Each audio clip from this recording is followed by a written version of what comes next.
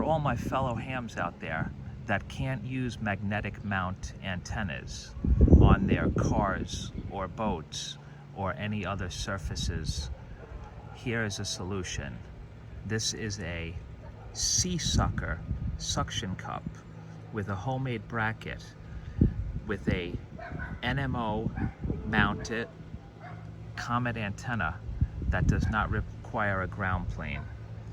The antenna works great for my APRS node as well as my HT radios. All the details will be in the description down below.